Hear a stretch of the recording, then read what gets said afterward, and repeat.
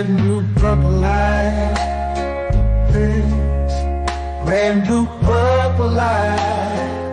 Friends, facts, red, blue, purple light. Friends, red and blue, purple light. Friends, facts, you can get to know the ledger, sacrilegious Sunday to Melanin Monday. You can get to know the ledger, my love. Just open your third eye on Thursday. Lord, the food, the art, the clothes, the Vatican's getting exposed fast. We put the show on the road, you better stay on your toes. I was till the land focused on the ego. Then I open my heart, let go of the ego. Grand after grand, we're stacking up these C notes. Facts, facts, yeah, we gon' put this shit on our backs. Facts, facts, we in your city, pull up where we at. Facts, facts, peace, love and light. Peace, love to the family.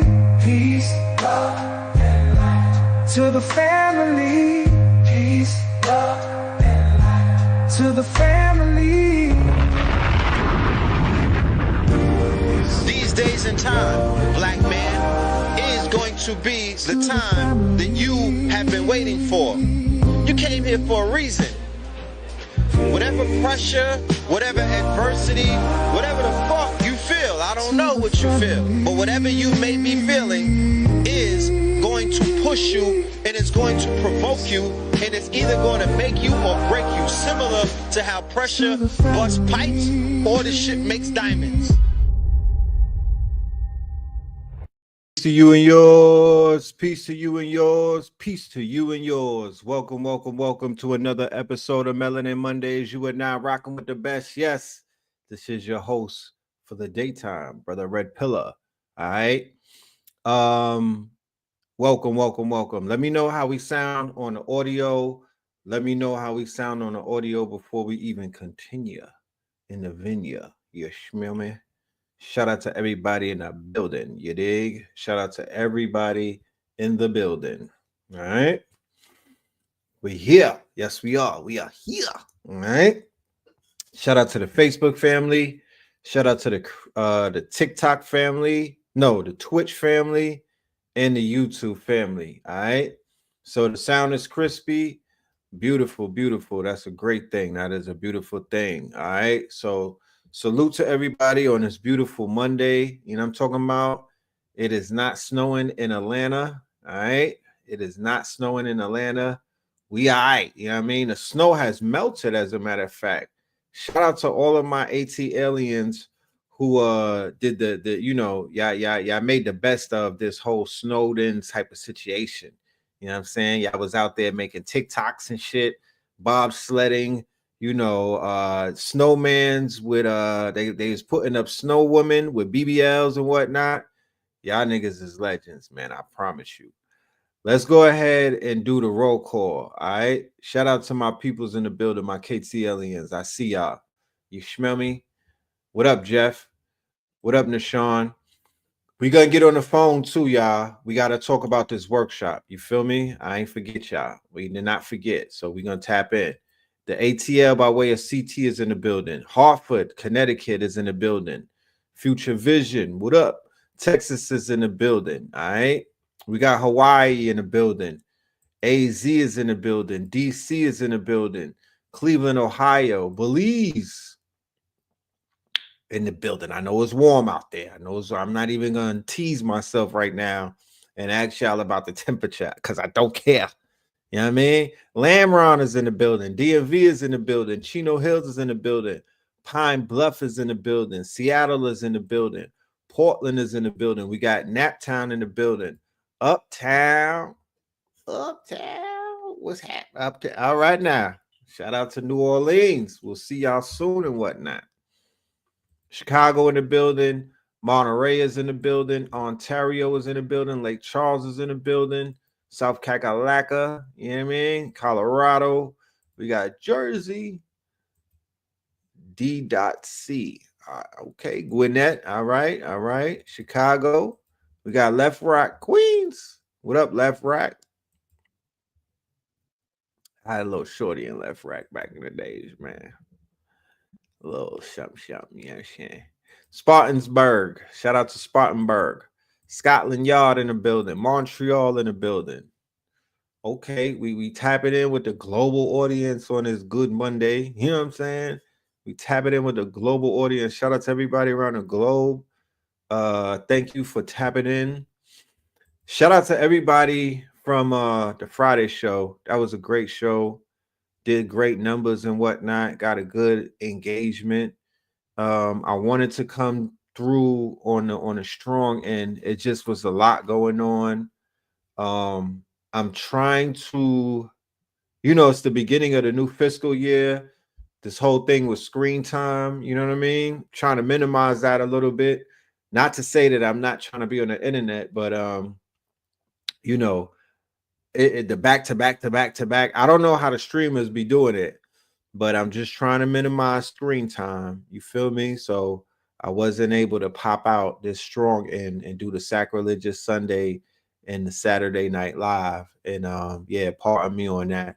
But we'll make up for that today, and we'll have a great conversation and whatnot. You feel me? We'll build on a few things. Not a lot going on in my world in the news. I don't know about the overall news cycle.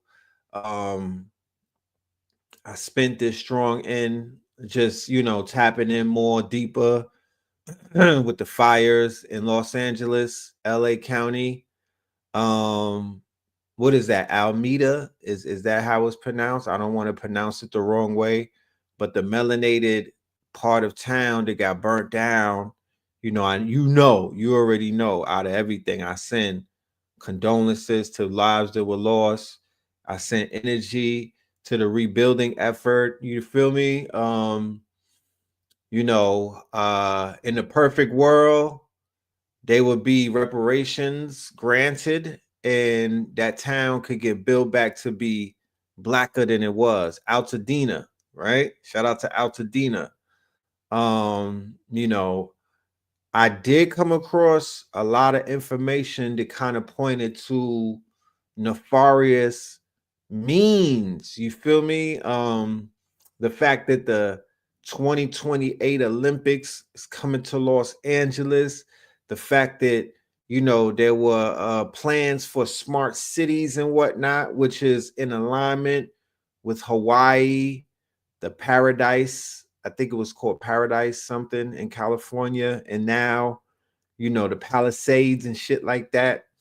So, I got my detectives on the case. We're literally collecting information and just sitting back and weighing everything out. You feel me? What I do know is Gavin Newsom, he's cooked forever. You feel me? I don't think that he could even step on the stage in 2028 and try to play like he wants to be the president. That's not gonna happen. I don't give a fuck if Trump, I don't care what Trump does. They're not about to go ahead and bring Gavin Newsom into the fold. The sister who was in Ghana for the inauguration, she's the mayor. I don't want to just downplay this lady and whatnot.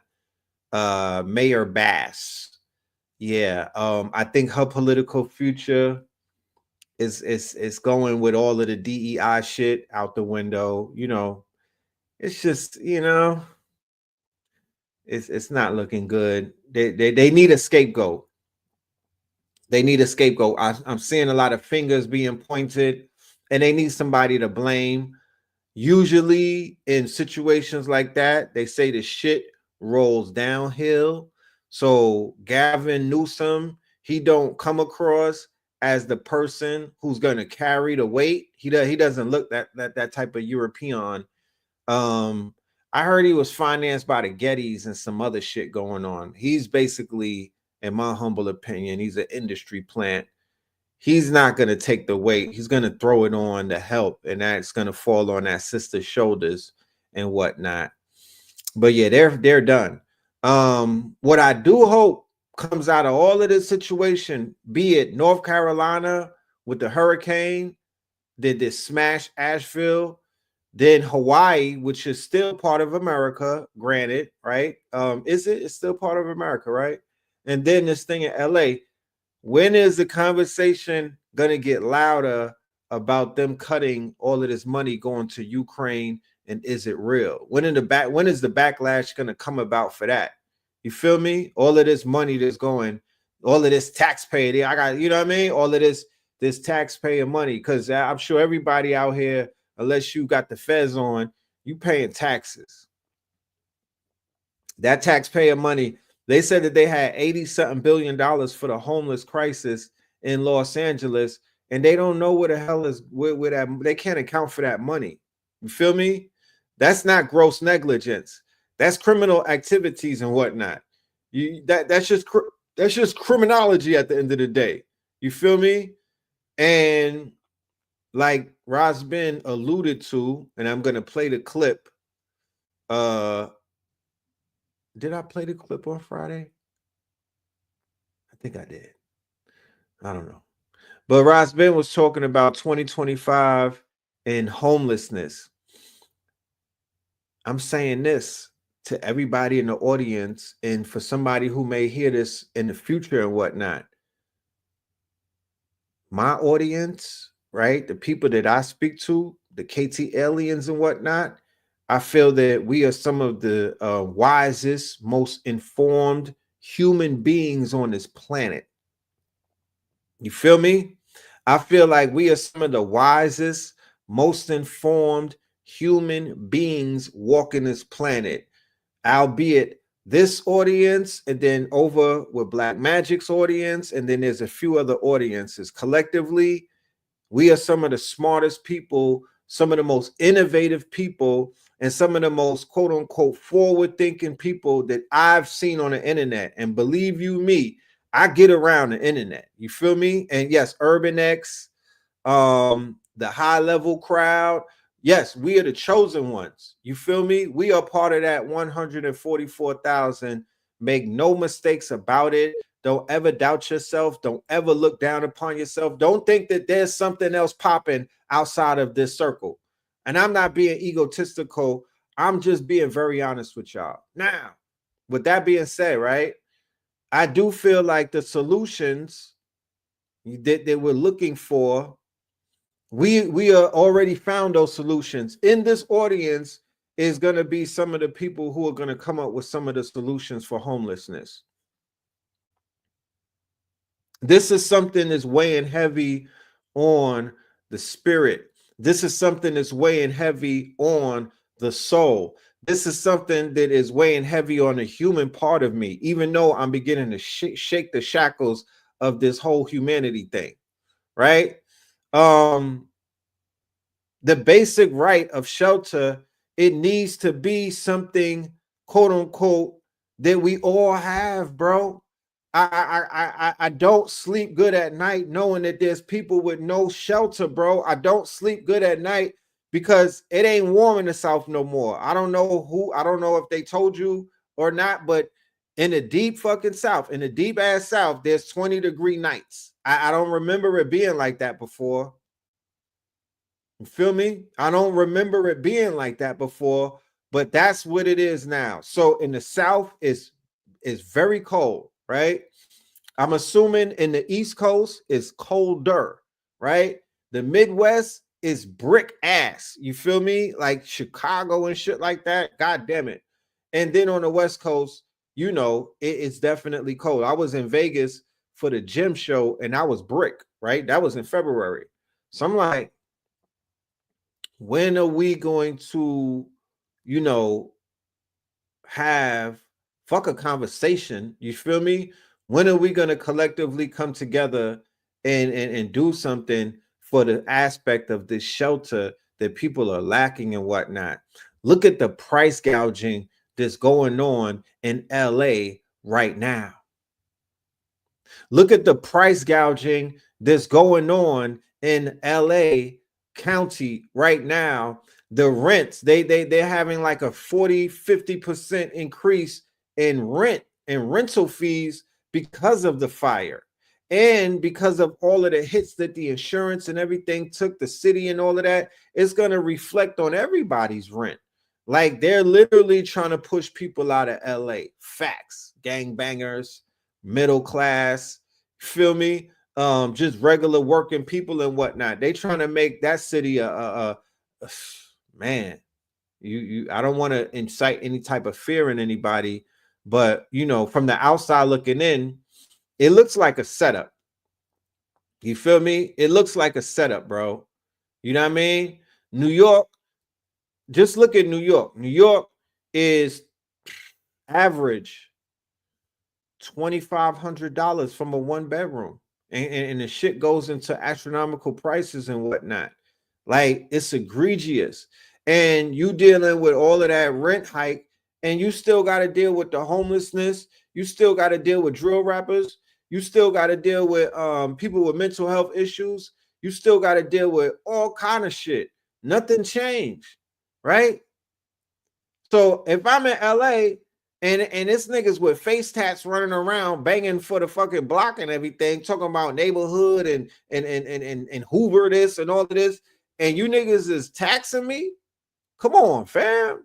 Like that's a triple insult. You know what I mean? We as a collective, right? I'm gonna just throw one idea out there. We could spend hours upon hours. Maybe we could do a panel one day with all of the smart niggas in my Rolodex, and we could just have a panel where we put ideas out there, and somebody in the audience could either, you know, become we could start an investment club. We could inspire somebody. We could spark somebody's imagination. But this is my plan, and I was planning this way before the situation at hand. But now that I seen this shit, because if 10,000 homes burned up, that's 10,000 homeless people. Matter of fact, that's 20,000 homeless people, because 9 times out of 10, if you're living in a house, you're not living by yourself. You're not living by yourself. So usually a homeowner, right, is usually more than one person. So we're talking about thousands upon thousands of people on top of the 70,000 people that are already homeless out there. They said they had 70,000 already without shelter in LA. What the fuck? Well, maybe California. I don't know. I'm just saying. So shout out to my brothers. I got a group of brothers that I met a few years ago by the name of, what's these brothers' names? They sell land. What's my dude's name? I'm getting brain freeze and whatnot. Before I met them, though, I was telling everybody about a website called landwatch.com. Right? I was telling everybody about a spot called Land. What was that shit? We used to go to the website landwatch.com. Yes, thank you, Nashawn. Acre Boys, right? So I got these brothers, they named Acre Boys, and the Acre Boys are real estate. They're out here buying real estate. They're teaching people how to buy land, right? So before the Acre Boys, we was doing Land Watch on Facts when we had the Facts Initiative. Back in the days, I'm talking 2016, 2017, 2018, we was going to landwatch.com. And back then, the land was stupid cheap. I promise you. I mean, you could buy acres upon acres for literally a few $1,000s. So I'm like, okay, we go on Land Watch, right? You go on, you sell your watch and you go on land watch, right? Sell your fucking Rolex, sell your AP or whatever, because niggas is thirsty outside. They will rob you for your watch. These hungry dudes out here, you better watch out, bro. The streets is hungry. I promise you. Did I tell y'all that my weed man got murdered by a 15-year-old lesbian, a fucking bulldagger? Pardon me, I don't mean to disrespect nobody, but did I tell you that my guy Buddha Genie, who I was hurt over losing and whatnot, he got backdoored by a 15-year-old, bro? Somebody was, you know what I mean, a 15-year-old, right? These little YNs out here in Atlanta are basically crashing out, right? Because they're crashing out, right? Because they just thirsty like that, and because the music and the culture has now encouraged what they call the YNs, not Buddha Clinks. No, not Buddha Clinks. This was somebody that was not known by the internet. This was somebody I personally knew. I just met the brother a few months ago, and we gave him the name Buddha Genie, like a Buddha, you know, the people, not like a Buddha that prays, a Buddha, because his spirit was like a Buddha. He was just like Buddha like, and the YNs got him, right? And they knew him too, but that's another story. You know what I'm saying? That's a whole nother story, right? I would form a collective and I would buy 5 acres up to 10 acres of land, right? Because first you want to secure the land before you secure the real estate. So now you have a lot of homeless people, and you have to be able to decipher the homelessness versus the drug users or the drug abusers versus the PDF files versus the super violent people who just don't have housing because they're too violent. You know what I'm saying? You have to be able to sift through all of that. You know what I mean? I went to a shelter about 2 years ago to hand out free clothes and whatnot, and I noticed that there's a different, you know, that there's different people amongst the homeless. Everybody's don't have the same demeanor, right? But I'm like, yo, once you figure that out, you got to be able to separate able-bodied people. What does that mean? Able-bodied means that you could work, you could do sweat equity. You are a grown man, you are a grown woman. You have all of the energy to basically do some things. So in my perfect world, when I was putting together the Facts Initiative, I'm still putting together the workbook for the Facts Initiative, and the Facts is an acronym, and the S stands for shelter. So I had to do my research. I had to do some deep diving. Now we have something called Deep-seek, and we have Google research from Google Labs, Gemini 2.0. They have something called deep research, right? So with deep research, you literally could research very deep, right? You literally could do very deep research. So that has helped me immensely in my research. It has helped me immensely in the solutions that I've been searching for and whatnot. So the workbook is even going to be tighter. It's going to have more information. It's going to be more impactful. But in that research, I came across certain plans and whatnot, and I came up with a formula. So the first thing that we have to do is secure some land. Me personally, like I said before, I like the South because I like the warm weather, right? The winters out here are relatively shorter than the winters in the North and the winters in the Midwest and whatnot. You go through a little bit of cold weather, you get over that. Springs are beautiful. Summers are very hot. Boom. So, of course, you have to pick a place where they're not outlawing homeless encampments, because many states have now outlawed homeless encampments, and the Supreme Court has even backed that up. Okay.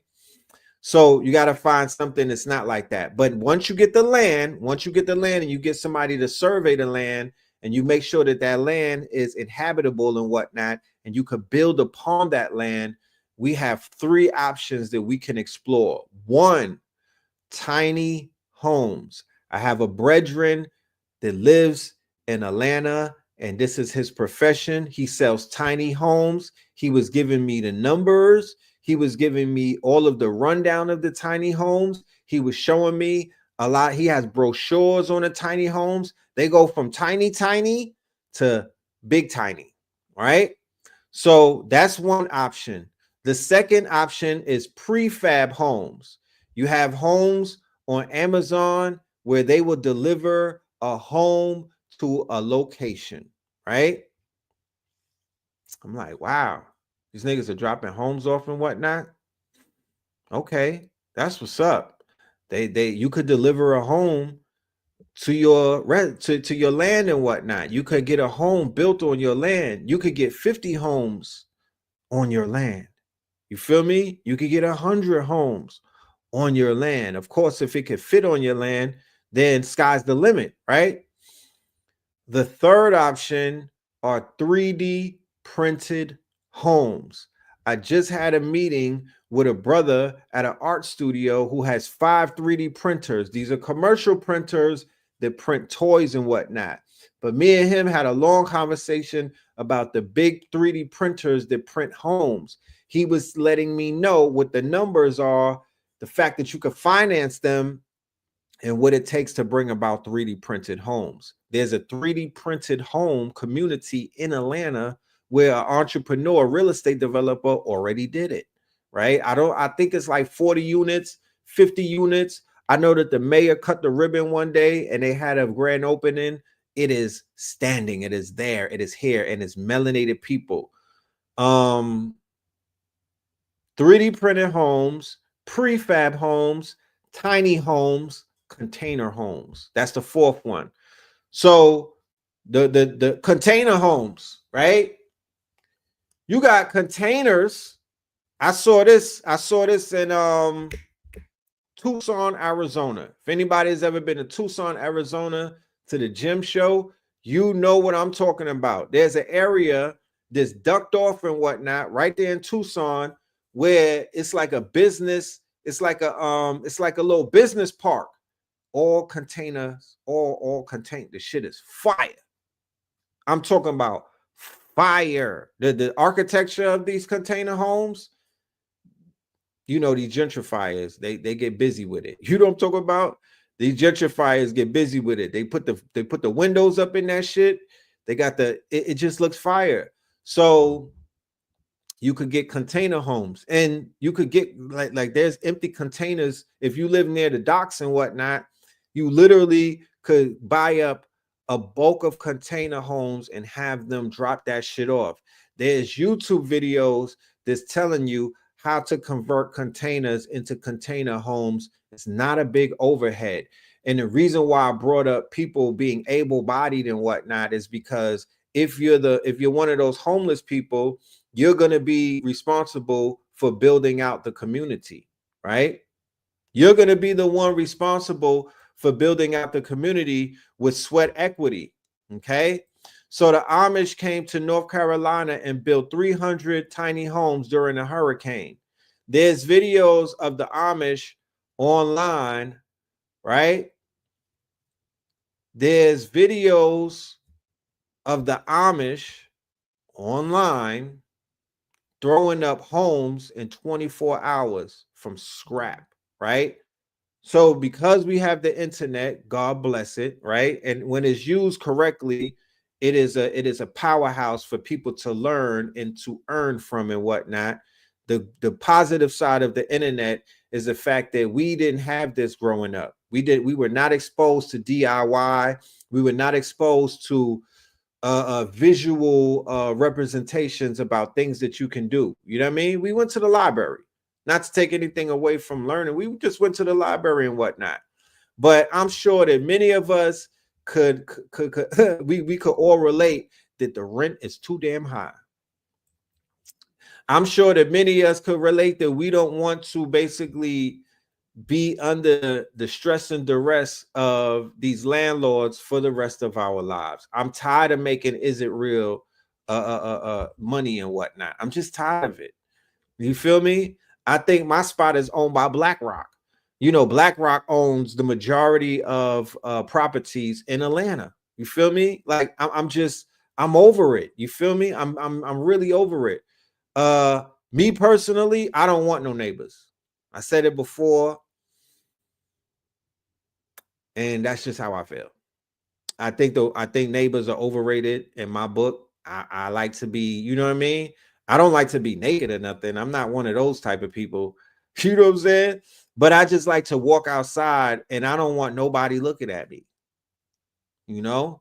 I just don't want I don't want to wave hi. Hey, how you doing? Hey, do you have any more pumpkin pie? Do you have any grape poupon? Like, I'm just not that type of personal person right now. You feel me? And the you know, the conscious community is so messy and whatnot. I really don't want to walk outside and see no hotep niggas in my backyard. You know what I'm saying? Walking their vegan dogs right now. I'm just not. I'm not there. I'm just not there. No disrespect. I'm just not there. But I would do that before I do these neighbors and whatnot. I don't know. I don't have bad neighbors. I don't got loud neighbors. I'm just not a neighbor like person. You feel me? It's just kind of, you know, I grew up in New York. We live with people on top of us and whatnot. You feel me? I just want to stretch out, you know? Douglasville. Yeah. The further out that you go, you know what I mean? The further out, the more secluded it is and whatnot. You feel me? But that's just me. That's just me. That's not to take anything away from anybody. But for a project like this, I will give 3 years of my life to be in a community, a cul-de-sac of people that I am on the same frequencies with. We just got to respect our boundaries. You feel me? Y'all can't knock on the door at 3 a.m. trying to ask me, you know what I'm saying, some questions about what I said on YouTube the night before. We just can't do that. You know what I mean? Yo, you got any rolling paper? Shit like that is off limits. You feel me? We're not doing that. But yeah, we could literally solve a lot of the homeless situations that we are being faced with by helping and assisting our brothers and sisters with some shelter on this land that's literally ours. That's how I'm seeing it. This is our land, you know? This is our land. So the approach to building some shelter on our land is not the same approach that a European or somebody who don't look American, right? Copper complexion, they can't take that same approach. Like literally, you feel me? Like this is our land, bro. And there's no other way around it. I don't want to get into none of the politics dealing with that shit. It is what it is. How the hell are you homeless on your land, bro? Like that's a double fucking negative. That's a double negative. That's when it really begins to hurt. Like, not only did these people come and take our land, this is our planet. You right, Anthony. But it's like not only did these people come and muscle us for this beautiful ass land and whatnot, but now we living in like vassals and whatnot. We are sharecropping on the land. We're sharecropping on the land. So in the next few years, there's going to be a spiritual, and it's going to probably trickle down to some type of physical confrontation. It's going to be a paperwork. Some kind of situations are going to arrive because I know I'm not the only one feeling like this. Melanated people feel like this, but a lot of them don't even know that this is their land. A lot of them don't even know that this is their land, bro. You know what I'm saying? So they don't even have that type of argument and whatnot. But once they begin to realize, yo, this land is stolen, fam, and there's paperwork out there that's literally saying that that this shit is not only your land, but they got to give it back to you. You know? They got to give it back. The time is up. You know what I'm saying? The time is up. You know? Living way out from neighbors could potentially pose an issue if you got ill. Nah, fam, what do you mean? What do you think this is? What the fuck? This ain't The Shining, my nigga. Like, if I don't give a fuck who lives around me. I got communications. What type of ill are you talking about? Like, before, if I get a headache, I'm gonna make a phone call. Family, I got a headache. I'm going live. I got a headache. Somebody come and help me. I'm gonna drop my Lolo. No, the fuck. And what the fuck does anybody living around me? I've been sick in this house right here, and I got niggas all around me. Nobody helped me with no fucking Benadryl. Nobody brought me no fucking ginger tea. I got people living in my house with me. Like, I'm not saying I want to live as a loner. Y'all think that I'm trying to duck off and be alone? Nigga, I'm sending out smoke signals. I got people around me. What do you mean? I got people around me. I just don't like neighbors who are not on the same. What if a neighbor is not on your frequency, they don't serve you like that. You feel me? Like, me personally, I don't like cutting the lawn. It's like giving yourself a haircut and whatnot. Like, I'm ready to let the lawn grow its locks and whatnot. But my neighbors, they be calling up, you know what I mean? Oh, you know what I'm saying? All of their shit is trimmed, you know what I mean? All manicured and everything. What's the purpose of grass if you don't want to grow it? That always confused me. Like, what's the purpose of grass if it's not to be grown? You know? I'm just saying, you got to definitely deal with the manicuring of it, but the whole shit of cutting it, you're just cutting it bare down all of the time. I can't even, you know what I mean? Let that shit grow. Like, that's what I'm talking about. Like, nature type shit. I want to be more nature like in my environment.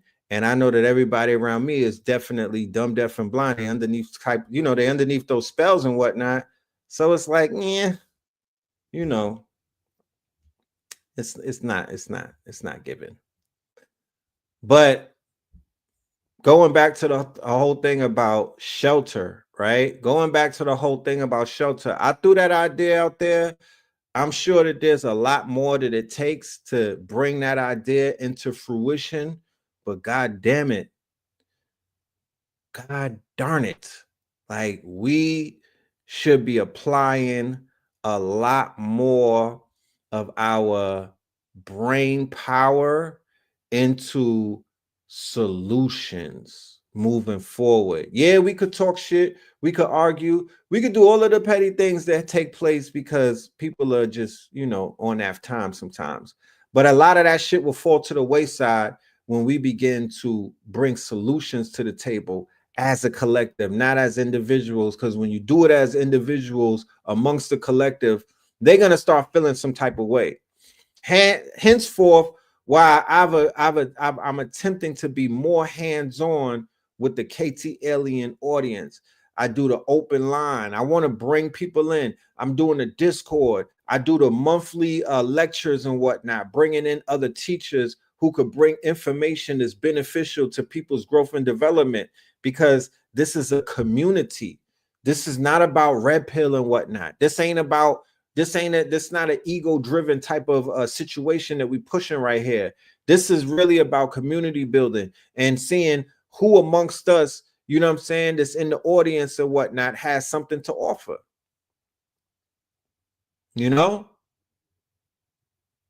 Cutting the grass makes it grow fuller. Oh shit. Okay. That's what's up.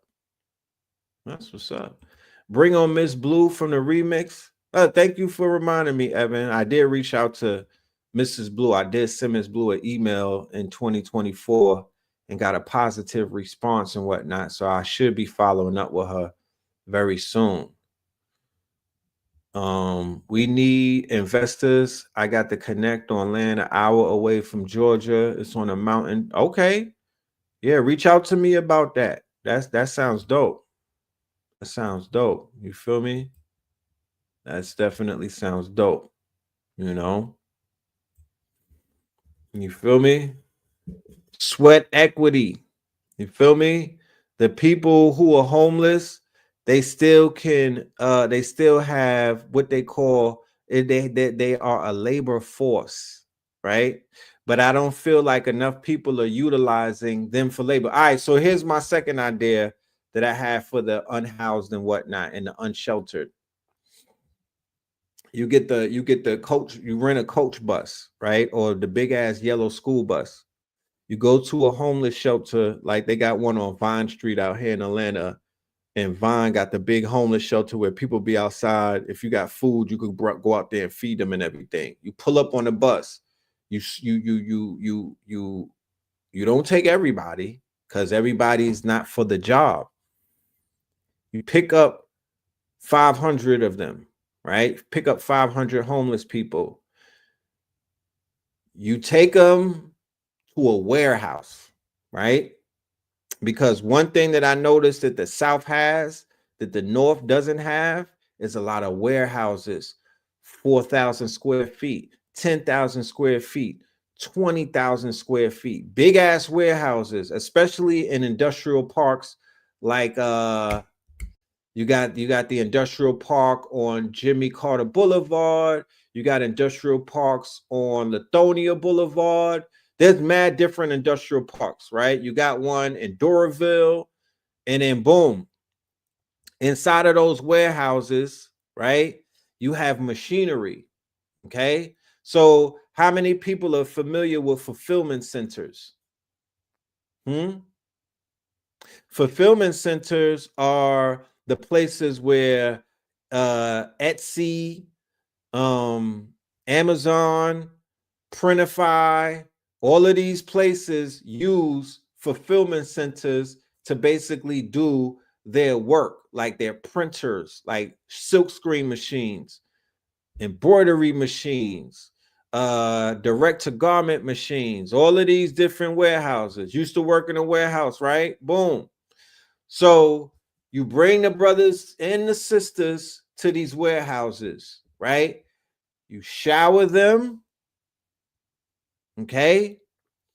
You shower them. You have to delouse them, right? Because you got to give them a hot shower. You have to delouse them, and maybe you give them a haircut. You know what I'm saying? This is what they do to the people in the prison system. They put your ass on a goddamn a coach trail on a coach bus, and they ship you to the mountains. And then when you get off the bus, they put your ass in the shower, they delouse you, they cut your hair, they give you a blanket and a goddamn uniform, and you become a number. So I'm not saying to do that with our brothers and sisters. I'm just saying that you have to remove people from these shelters. You got to remove them from the city. You got to remove them from the drugs and whatnot. You got to remove them from that environment and put them into an environment where they could work. Sweat equity, labor, right? They have to do something. So because we live in an economy like the gig economy where people's labor is being bought and paid for by other people, like they may need you to do 100, they may need you to press 100 shirts on a machine, right? And they're gonna pay $100. Well, that's the way they get paid. You know what I'm saying? So we could fill these fulfillment centers, or we could fill these quote unquote warehouses with these brothers and sisters and put them to work. And by putting them to work, you also could provide them somewhere to sleep. You know what I mean? You give them a cot, you give them an air mattress, whatever it is, you give them somewhere to sleep in a place where they're safe and they're warm. You know what I mean? And you provide them food. You know what I'm talking about? Of course, you're not feeding them processed food. You're not feeding them slop. You're feeding them food that is healthy, of course, right? You give them the option, but you ain't feeding them no pork, shit like that. So This is, it's like you have them working for about 5 days, 4 days and whatnot, 3 days and whatnot, and they're able to gain some type of funds and things of that nature. They have a work environment. They get to work and whatnot. They get to sweat. You feel me? They get to do something with their time. They get to do something with their energy, and then boom. You know what I mean? You now have and then you could open up an option for it to be a month long or 6 months long, just based off of the work ethic, right? So this is 3 rehabilitations that took place at once. Drug rehabilitation. If you there's no access whatsoever to drugs. If you're on meds and shit like that and you need methadone, you can't come on with us. You cannot come along. We don't provide none of that shit. Although, if you want to take some duck flower, if you want to do a herbal detox, if you want to get in that type of mode, then you'll sign up for that as well. So we giving you drug rehabilitation, herbal treatment. Then you're getting away from your environment. So we're taking away the crime or the potential for crime out of the city, because there's a large contingency of people that are committing crimes inside of urban communities that are adding on to urban plight just for basic survival needs, like getting something to eat. So they're breaking in cars, they're doing robberies, they're doing break-ins, all kind of shit, right? So you're taking away you're helping with the crime rate. And then also, for the third, you are helping people with their quote unquote skill sets, because you're showing them multiple ways to get paid that they probably never even seen before. They probably would never let them inside of a factory because they're homeless and things of that nature. You feel me? Because of that. So this is definitely something that we can begin to explore, even with the tiny home community that I said that we could build, even with the 3D printed community that I said that we could build. You put a factory on that land and you turn that into what is known as a distribution center or a fulfillment center. Let me go and show you what a fulfillment center looks like, right? You know what I mean? And you get a contract with like some of these black brands. Start with them first. You know what I mean? You start with the melanated brands that are popping and whatnot. They got these young brothers that are making mad money. You know what I mean? Young brothers making a lot of money selling clothes and whatnot. Atlanta got a whole movement with young melanated brothers and sisters that have their own clothing lines. You feel me? There's an event that comes up every year called the Atlanta Streetwear Market and whatnot.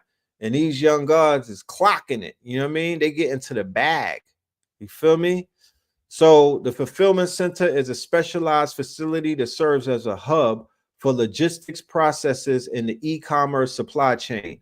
Unlike traditional warehouses, which focus on long-term storage, fulfillment centers are designed for rapid inventory turnover and efficient order processing. Something that I wish I had when I was running my business in New York, Kings County. I prayed some nights that I had a connected to a fulfillment center, because I needed help getting my orders out. I needed help packaging. I needed help delivering. I needed help designing things. I needed help weeding the vinyl and whatnot. I needed help on the heat press machine. Sometimes I would have to do 300 shirts, and I was like, yo, I'm tired. I don't have what it takes right now. You feel me? I need a V8. You know, so but imagine if I had somebody that I could pay $1 a shirt to. You know, that's sweat equity. You know what I'm talking about? I would have did that, right? So that's what a fulfillment center can do. Okay, You could get the machines in there. The machines, you know, get that on credit and whatnot. You get that on credit. Okay. Real quick.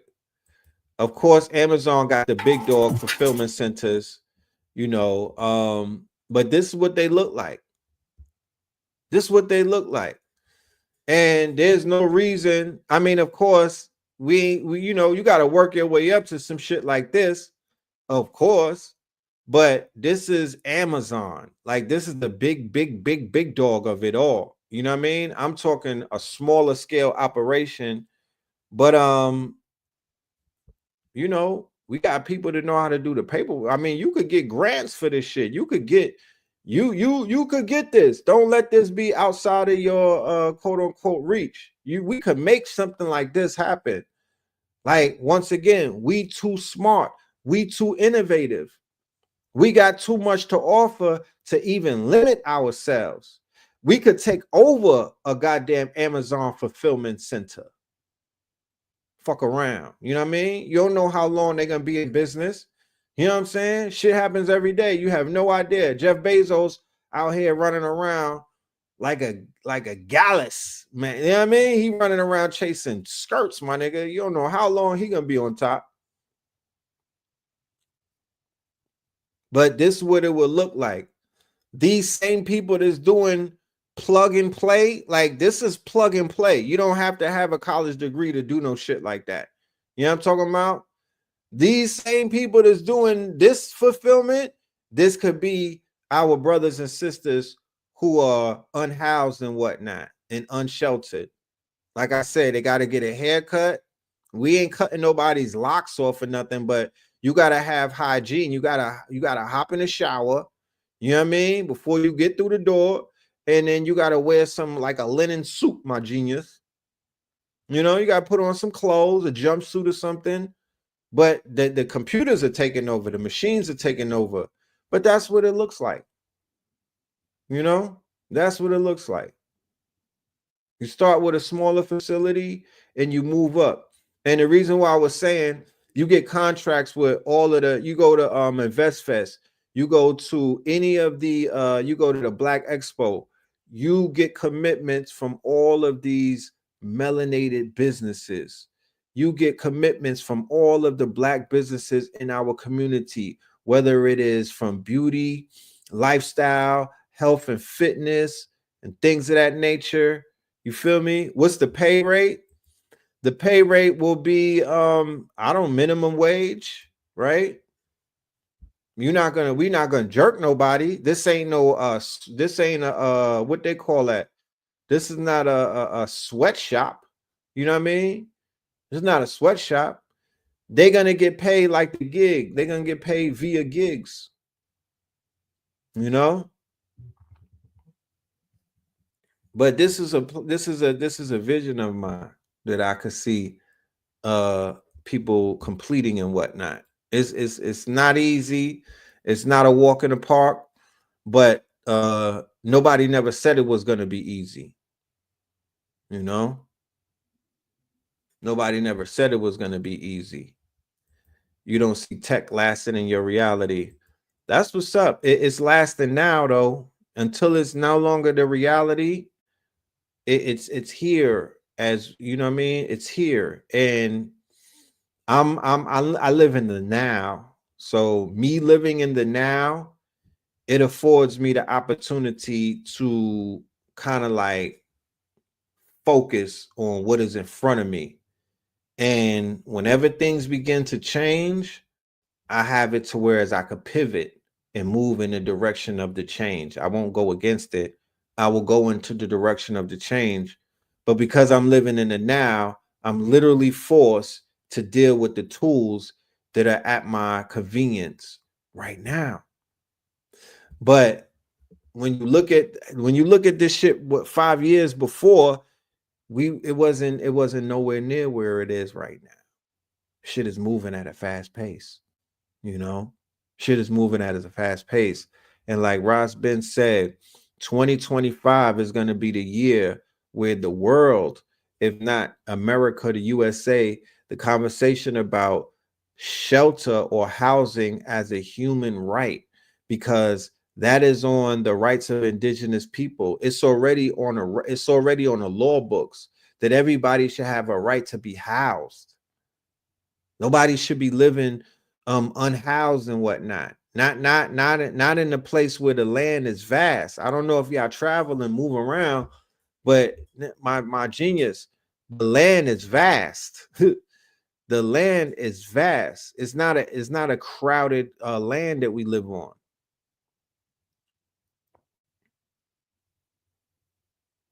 You know?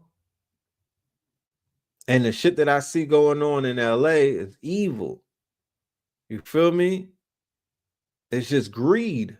It's a lot of greed taking place, you know? And that place it was already somewhat heartless.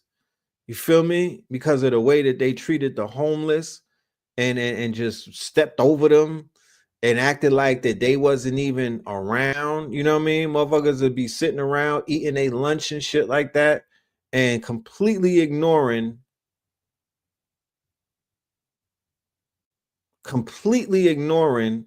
all of the all of the need and stuff like that. Like it had nothing to do with them. Things are gonna have to change. Things are gonna have to change. You know what I mean? Things are gonna have to change. And I'm not betting the house on Donald J. Trump to be the change that I'm looking for. I am not rolling the dice and saying that the Trump administration with JD Vance and Elon Musk and 14 other billionaires are going to have a soft place in their heart to where it is that they're going to begin to house the unhoused. I believe that they're going to try to weaponize it. You feel me? If before they do anything to help, they'll do more to weaponize it and make it more illegal and outlaw it. And it's just going to take the people. So while people are in this place where they have empathy because of what they see taking place in California, while people have this small window where they're beginning to have, where they're feeling empathy or they're feeling empathetic, you know what I mean? Because that shit could go away any day now. While people are in this space, I would say, well, while y'all are in this space, let's begin to have this conversation about turning over the quote unquote arcane laws of this capitalistic society where the dog is eating the dog. And we just got to sit back and say, woo, I'm glad that wasn't me. I'm glad that wasn't me. Shit, better luck to them next time. I'm just glad that the fucking axe didn't drop on my head. And it's like, no, nigga, that's not how you approach the thing, because the shit could be on your head tomorrow. You feel me? We got to start moving like an ant farm. We got to start moving like an ant farm. And I really don't want to be preaching on Melanin Mondays. I really don't want to be on some preachy shit, because sometimes you just talking into the microphone and it's falling on deaf ears and whatnot. And it's just well wishing. But I promise you this, I would rather be a well wisher than somebody that gets on the fucking internet and talks down on people that are less fortunate and whatnot, when I know that it can happen to me tomorrow. I know that you know what I mean? I know that I'm one calamity away from being in a fucked up position, you know? So I'm never going to act like, oh, this can't happen to me or it can't happen to people that I love and things of that nature. Nah, I would rather advocate for the safety and the wellness and the quote unquote, you know, and the support. Yeah. You know, shit, you know, there's a retail apocalypse taking place. You know how many malls are closing down? You know, the Rainbows is closing down. You know that I could give you the list of stores that's closing down. It's astronomical. It's astronomical. So if it was up to me, and it's not up to me, you know what I'm saying? I'm not an elected official, but definitely if it was up to me, I would be definitely looking at some of them Walmarts and them super centers, them Target super centers, and start changing them shits into some type of housing situation, low income, you know. Why don't they have something where you could work, right? Because somebody was like, how much are they paying and whatnot? Well, they paying to house your ass type shit. You getting a stipend for your rent. You working for your shelter, and you're working for your food, clothing, and shelter type shit. You know what I mean? I'm sure people will sign up to that. You know, especially with Donald Trump and it was talking about bring all of the warehouse jobs back to America and do things like that. You know, bring the jobs back. Well, the jobs need to come back. Look, they had inmates fighting a fire in LA. They had inmates, right? People that are convicted of a crime doing the job of the firefighters. And do you know how dangerous fighting a fire is? Do you know that the majority of firefighters die from smoke inhalation? Not just because it's soot, it's because the smoke is toxic, right? Lead paint, asbestos, um, you name it. It's all kind of quote unquote cancer causing chemicals that are getting burnt up in these houses and stuff like that. They had the inmates fighting a fire. And I don't even know if that knocks time off of their time because they got niggas on chain gangs and whatnot in places like y'all niggas better stop with that gang shit, bro. Like, god damn. What the fuck? Like, especially man. I mean, what?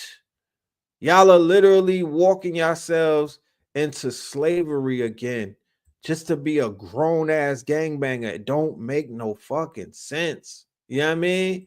They got niggas in chain gangs in Louisiana, slavery, Alabama, Georgia, Florida. I mean Texas. If they don't get you for the NBA to where they can lock your ass in as a $40 million slave, if they don't get you for the NFL, they're going to get you in the jail system, or they're going to hit a lick at the end of your life for one of them expensive ass funerals and whatnot. The shit it's reaching its limit. It's reaching its limit. No, they watched the documentary The 13th. They watched the 13th. It just wasn't traumatizing enough for people to let that shit do nothing to them. They watched 13, but then right after that, they watched some shit on Tubi about niggas, selling drugs and scamming and you know what I mean? Like them documentaries get washed away in 24 hours tops. You know what I'm saying? Like them shits don't stick the way that they used to back in the days. You know? Yeah, Big Lots closed down. You know what I mean? Big Lots. But unless you got landlords who are not capitalists, conversations like this will just be it would be moot. You know what I mean? Because it's gonna take these landlords. It's gonna take these landlords, to have some type of fucking sympathy, and we know that is not gonna happen because it is what it is. You got so many family members in Angola. Yeah, come on, man. Like they got them on a chain gang. You feel me? Shit crazy, bro. Shit is crazy. You feel me? You know? But yeah, man, it is what it is. It is what it is. California Youth Authority, they got the youth fighting the fires. Are you serious? You can't be serious. They got the youth. They don't got the youth fighting the fires. They don't got the youth fighting the fire. I'm not buying it. I'm not buying it. I can't see that, man. You know, every day they on a fire, they get a day off their sentence. Is that right? Like, I ain't doing it.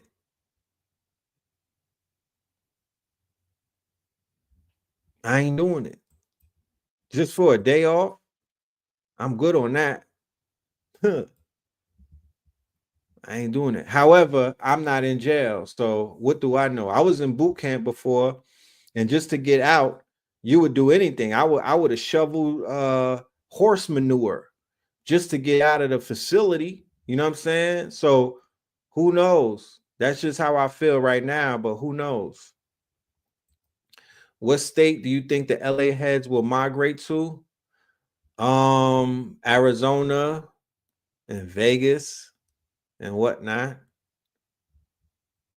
you know. And maybe where do they where's the white states that a lot of people from LA be going to? You know what I'm saying? But you know, the next state, the biggest state for white people to go to be white and proud is Texas. That's where Elon is at. You know what I mean? So for the white people that want to go somewhere to be a white Republican and just be on a white shit, they all going to Texas. You know what I mean? They all pulling up to Texas, you know, to run around with Elon and them niggas. You feel me?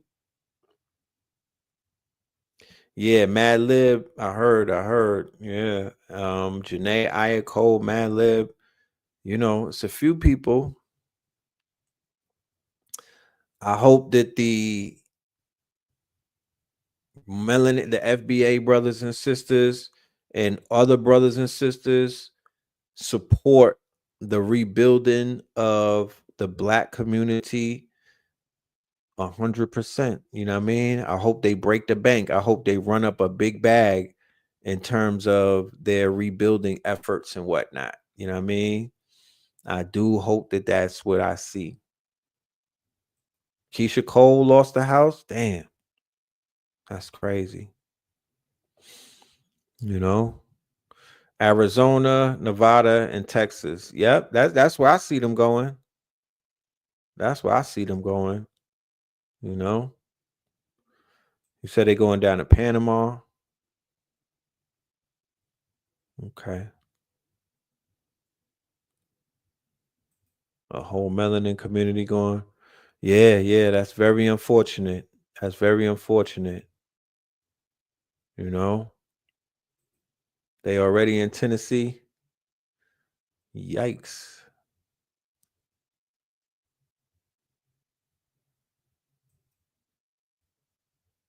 DDG lost his house, had no insurance.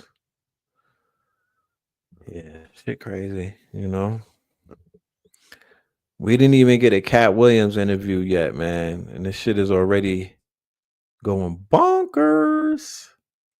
How many people saw how Cameron handled the situation with Jim Jones today on his show? They just got back from a vacation on It Is What It Is. You know, how many people saw that and feel that the brother handled that situation the right way? I could have already predicted what was gonna happen, but you know, it's it's I'm of the understanding that nobody wins when a family feuds. But you know, that's a chapter that has now come to a close. The whole Dipset thing, it's over with. It was fun while it lasted, but you know, for people who grew up to Dipset and y'all was wearing pink and that was your world and whatnot, well, that world has shifted. You know, he handled it like Rico.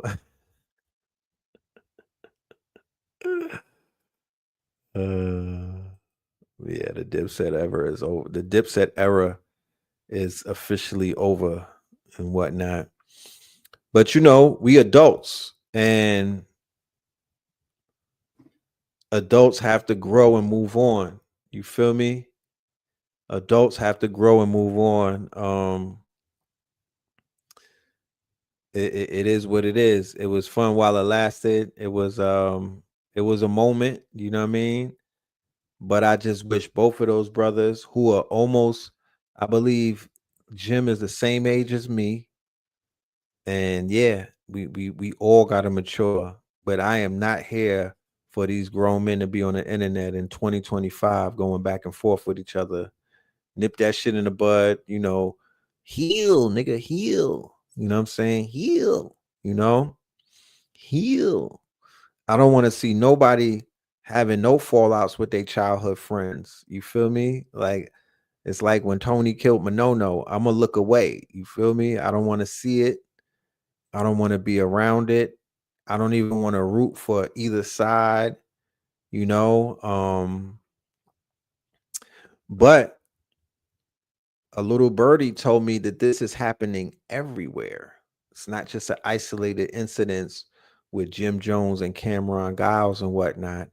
This is a situation that a lot of people are being faced with, falling out with childhood friends, falling out with family members, falling out with their quote unquote ace boon coons and whatnot, falling out with business partners over, shit that took place decades ago, right? So the 9 year is definitely about, the birth, you know what I'm saying? The 9 year, a lot of things coming to culmination, a lot of things coming to a head, a lot of things basically coming to a close. You feel me? So I know what I'm looking at, you know what I mean? Because I'm having conversations with a lot of people across many different fields and whatnot, and I'm hearing similar stories surface. You know what I mean? Where the confrontations are definitely happening. And it's all good. You know what I mean? It's all good. But the same way that I said that the drill culture had to die, and with the drill culture dying, unfortunately, it was going to be a lot of fallouts. Like the season, 2024 saw drill dying on multiple fronts. Drill culture in Philly took a loss, right? With YBL, YBC Duel dying. Drill culture in Florida took a loss with Julio dying, right? That was a whole war that was going on for many, many years, and that died.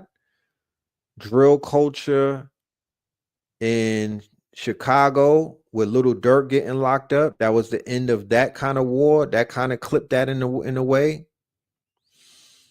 And then with the young boy, Bloodhound Jeff and whatnot, with all of the YNs. So it's like things have to die. You know what I mean? The record industry died in 2024 with the falling of Drake and whatnot, and everybody, all of his minions, all of that facade that was unchecked, right? You didn't know that there was shit going on behind the scenes. But when the lights got turned on, a lot of people realized that there was a lot of roaches in the kitchen and whatnot that they probably was stepping on and didn't even know that they were stepping on. So that whole Drake, whatever is encompassed in that died, right? You're seeing the fallout of that right now, where homie is going out super sad, super bad, super ugly. Okay. And 2025 is the culmination of all of these different things that are dying off, really coming to a close and whatnot.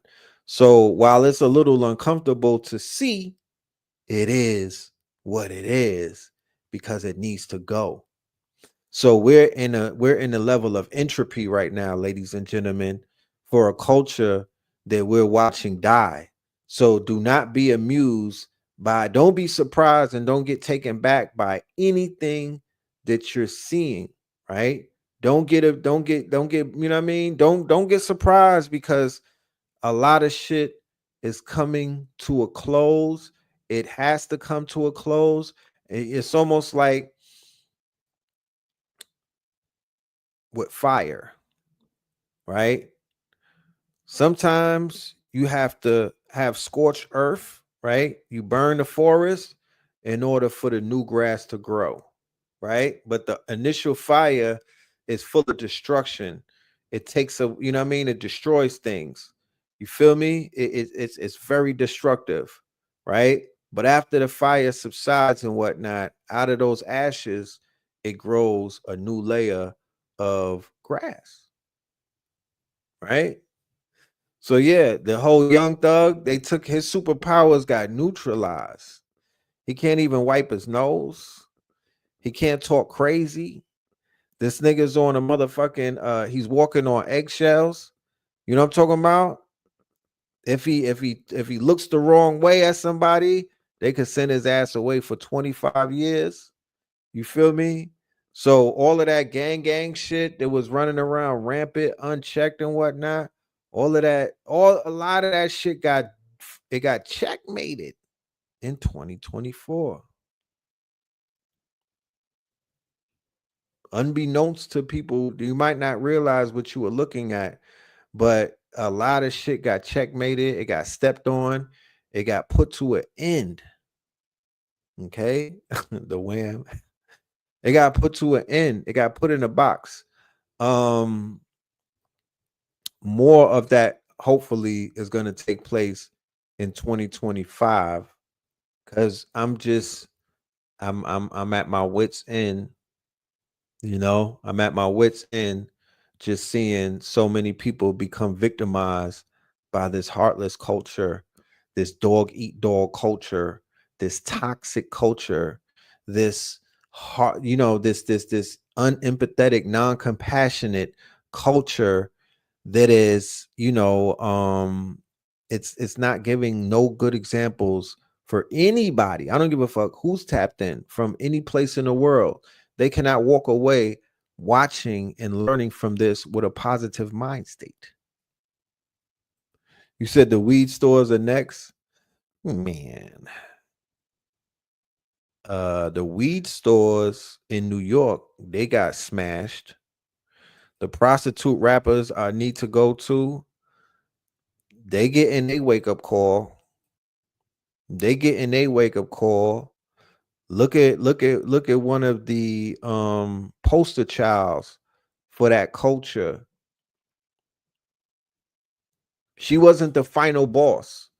She was a mid-level boss. Her name was Ice Spice, and that ice melted, right? She had the little ones in a headlock. She had the babies. Ice Spice had more babies in a headlock than some of the older prostitutes. You feel me?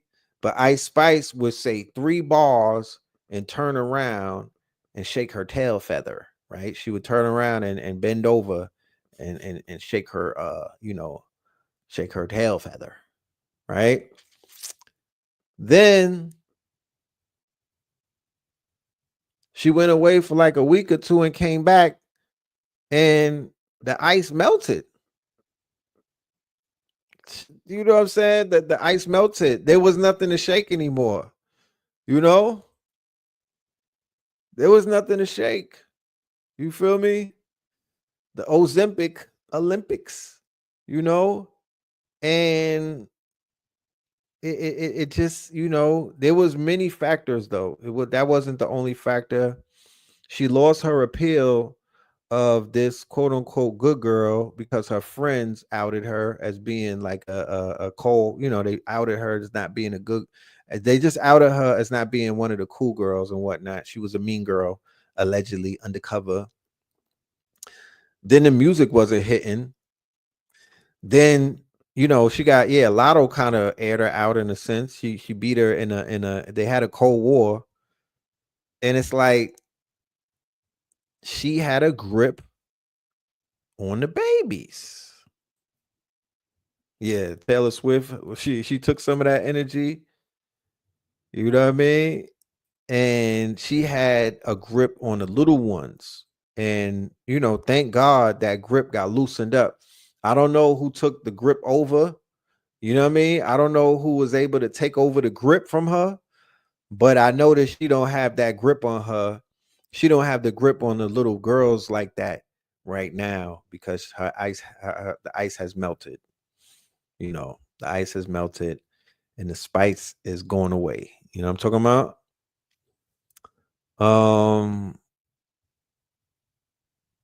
Oh yeah, my bad. My homegirl. You know what I mean? Gloria. Why you always ask me what's up with Scarlett, Roy? Were you trying to prove a point or something?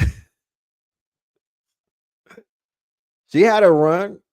Glorilla, I mean, Scarlett had a run. I promise. I bet you this.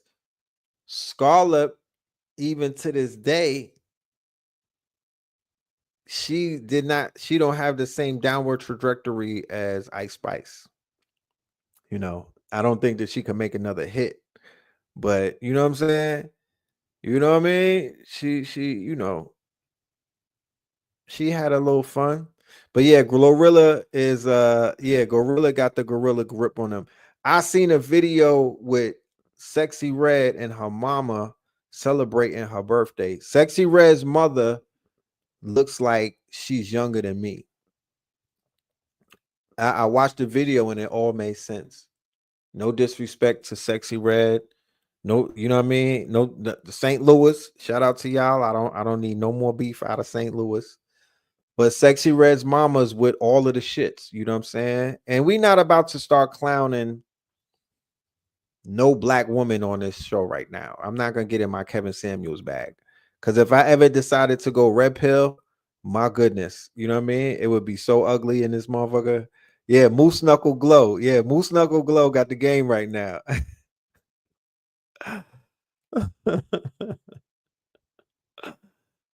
But when I seen Sexy Red with her mother, it all made sense. It all made sense. It's babies having babies. This woman is not fully, she's not you know what I'm saying? Like it just makes sense. It just makes sense. I get it. You know what I mean?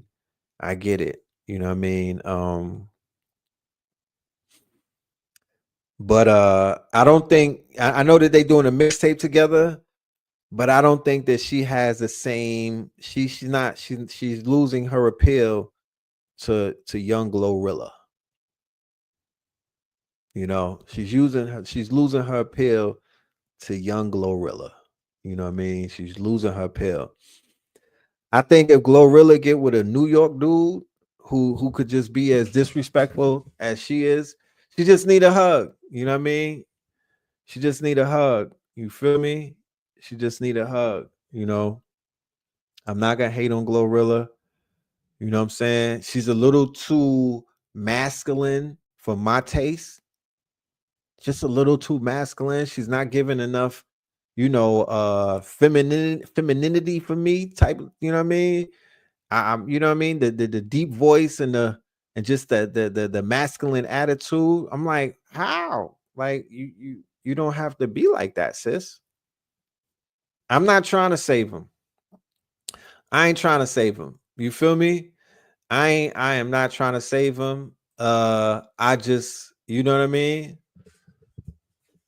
Their fates is already decided. You know what I mean? Their fates is already decided. Um, are they beyond redemption? Both of them? Are they beyond redemption? No, I'm not. I'm not hating. You said I sounds like I'm hating. Not at all. I'm observing. I'm smudging these chicks. I'm just observing at this point. You feel me? I promise you. Cause I mean, I could turn up on them. You know what I mean? I do have I got about 9 in the chamber for each one of them. I got about 9 headshots. But what I care about more so is the impressionable minds of the youth. You know what I mean? I care about the impressionable mind of the youth, but who am I? I lived through the Little Kim era.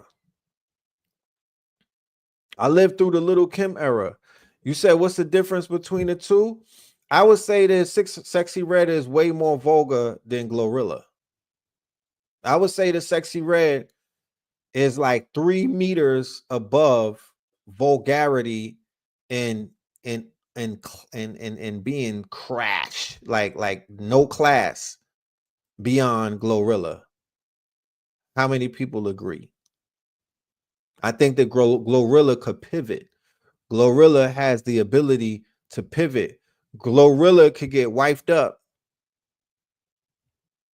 and booed up by the right guy and whatnot with the right type of energy to bring her femininity out and just let her pipe down a bit. You know what I mean? I see that. You know, I see that. I see a little difference in the two. I feel that Glorilla could rub off on a Sexy Red because a Sexy Red is rubbing off on a Glorilla right now to be a little more ratchet, to lean more on her ratchetness, to lean more on that vulgarity bowl and whatnot, to lean a little bit more into her shock jock. Like she's trying to shock and awe her base by being just very brash with her shit. You know what I mean?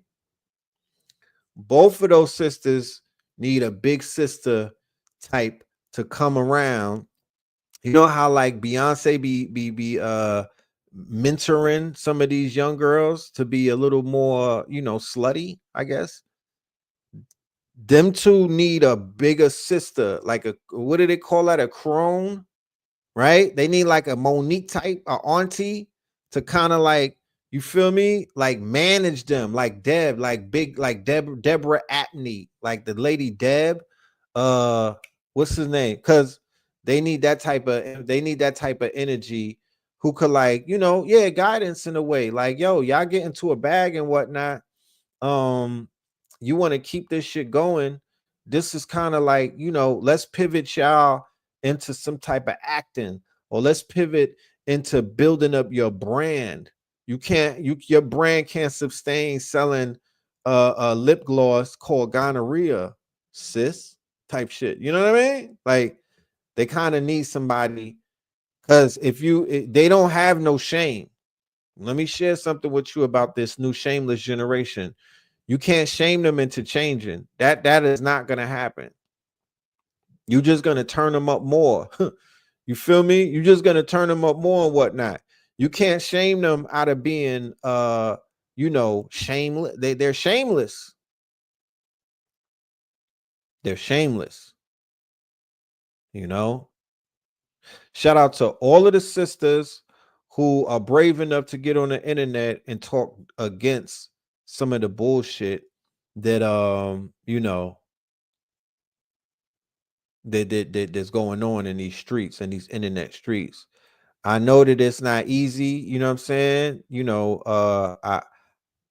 Y'all might be a little more what's the word, tender than the men, you know what I mean? Like we could take the internet trolling sometimes, we could take the backlash. I don't think that women can take 300 messages in their DMs and whatnot where people are just cursing them out. Y'all be jumping out of y'all sleep and shit like that. Y'all can't deal with a lot of that. But for the ones who put themselves out there and get shot with those arrows and whatnot, salute to y'all. We need more of y'all. We need about 100 more of y'all. We need about 100 more of y'all, because this is not something that the men can necessarily clean up. We working on these niggas. We working on cleaning these knuckle draggers and these nincompoops around us. We kind of working on them right now. You know what I mean? The fucking drill rappers, the gangbangers, the YNs. You know what I mean? Like we gotta correct their unfortunate path to destruction. You feel me? Because they trying to pull the whole fucking house down on everybody's head tops. You know what I mean? But I'm gonna share something with you. The next 4 years, of the Trump administration is gonna tighten the fucking screws on everybody. The next 4 years in a Republican America is gonna clean up a lot of bullshit. You know what I mean? So we just want to get to them before they get cleaned up by these white boys, because they are not going to they're not going to coddle these young men. They come in with a heavy hand, and not in a velvet glove either. They come in with an iron fist, and it's not going to be in a velvet glove, because these incels and these people with white inferiority complexes, they need somebody to smash on. And once they get finished with this deportation of what they said of all of these immigrants and whatnot, once they get the, because they're gonna let their nuts hang with this whole deportation thing. And once they do that, then they're gonna start leaning on all of the dregs of society. And that's you niggas, that's you niggas. Yeah. But yeah, throw Sexy Red away. And keep Glorilla. If I had it my way. No disrespect to the sister and whatnot, but it's some things are just unredeemable. Some things are unredeemable. Some things are unredeemable. But yeah, that's just, it is what it is. It is what it is.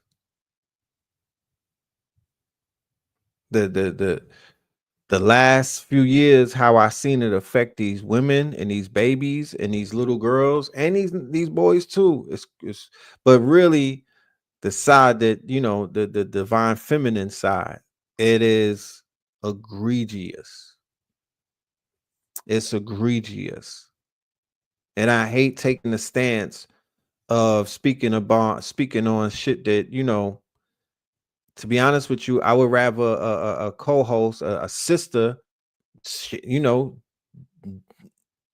handle that. I would rather a fire breathing dragon handle that. You know what I mean? But I'm not the only one who says that this shit needs to stop. I'm sure I'm not the only one who, has walked around the airport where women are walking by him with bonnets on and house slippers and pajamas and talking about their sexual escapades loud on the phone. I'm sure I'm not the only one who been in restaurants just trying to get a little something to eat.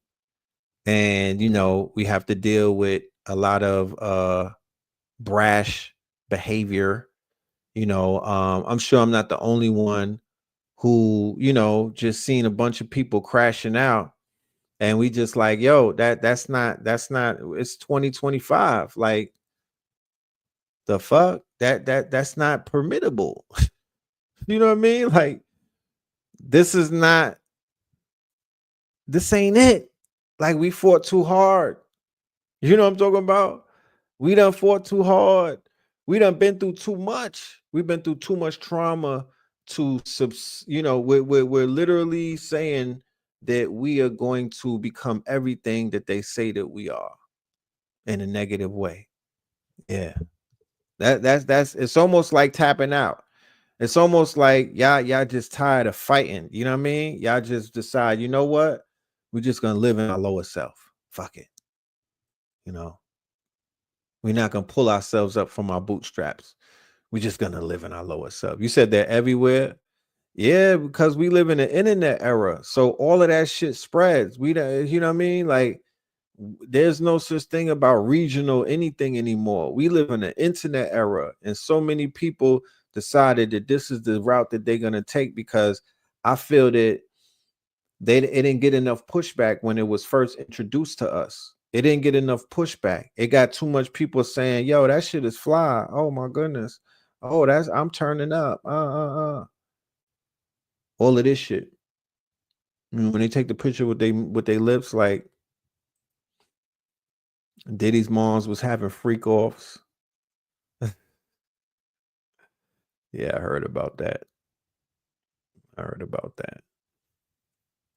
And I do feel like, and once again, I'm not identified as a red pillar. My name is Red Pill, but I'm not a part of the Red Pill movement. But I feel like a lot of the feminism, a lot of those signals were crossed, and a lot of people growing up, a lot of our sisters growing up, they mistaken this whole thing about sexual liberation for, and the minute you say anything about, oh, you don't think that that's doing too much, oh, that's misogynistic, and like, I feel that these liberals and these small hats And, some of these social engineers who, like Gloria Steinem, who infiltrated the Black Power movement in the 60s, like this is a science that they have.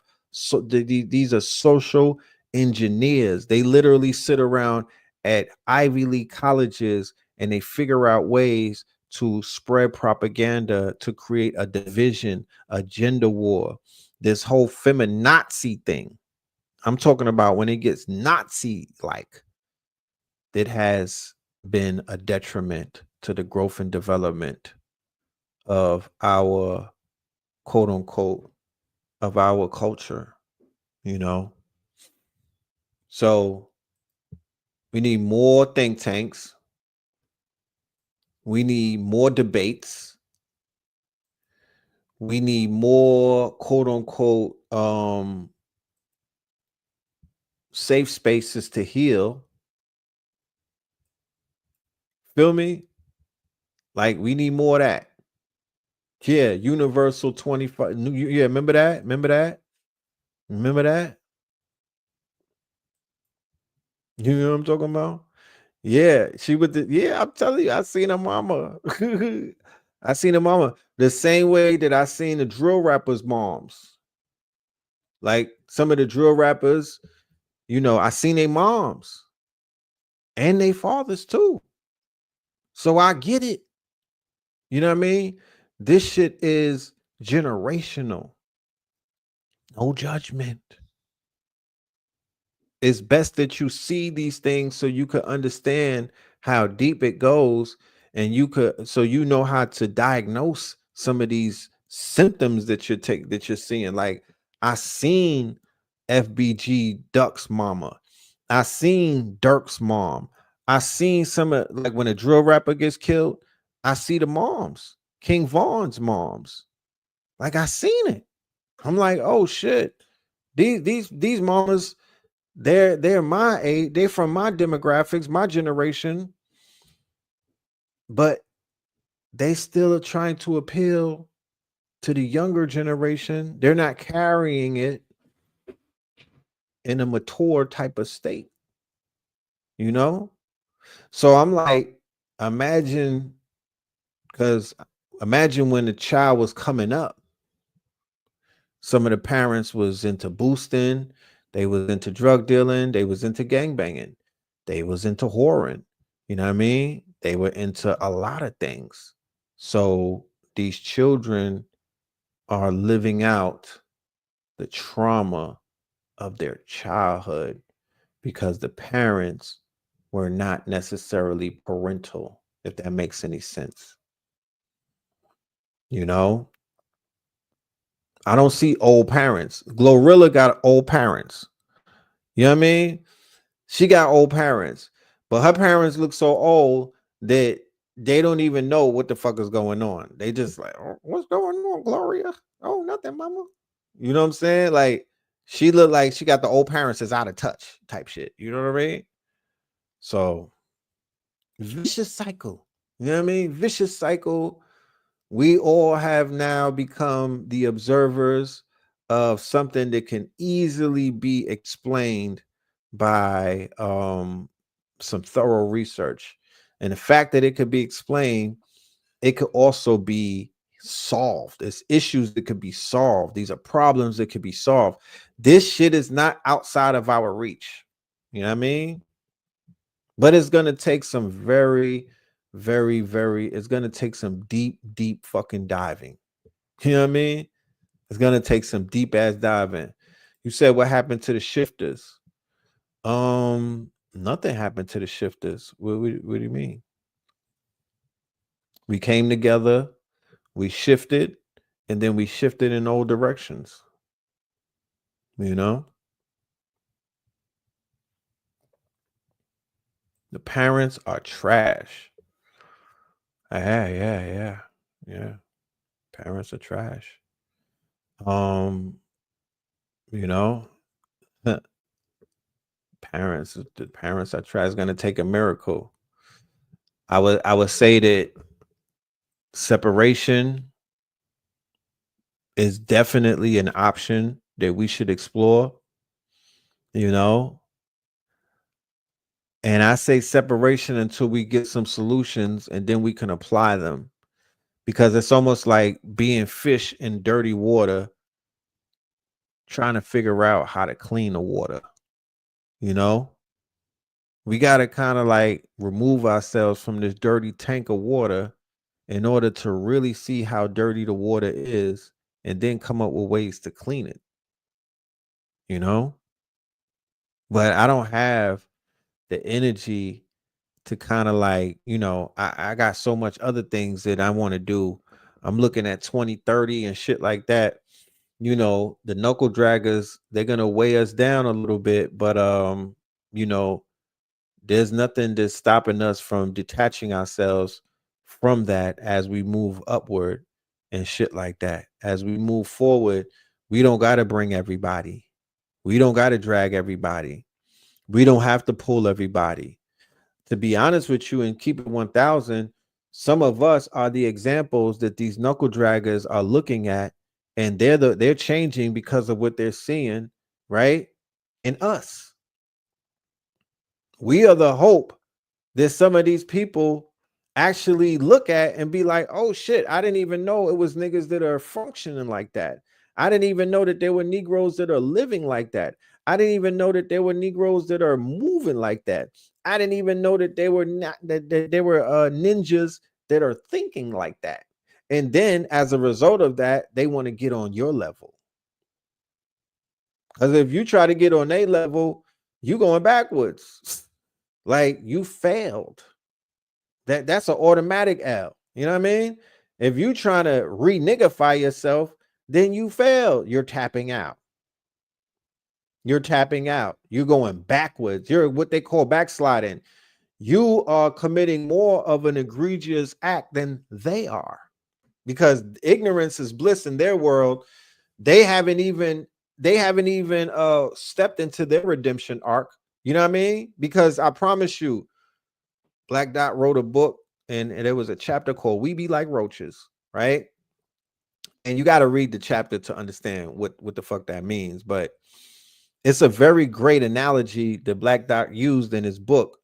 Comes from the book Hip Hop Decoded, which is a conscious community classic right there. And one of the things about our people that we always have to factor in, not every one of our people, but a lot of our people, we go through phases, right? So as a Scorpion, I could directly relate to those phases because a Scorpion has 3 phases that they go through. One is like a snake where they crawl on their bellies. Then the other one is an eagle where they're upright and they have wings. And then the other one is the phoenix where they're rising from their ashes and whatnot, and they become the phoenix. So think about a caterpillar and a butterfly. We all go through what they call a caterpillar phase. For the women out there, that's your whole phase. Remember that? Remember your whole phase?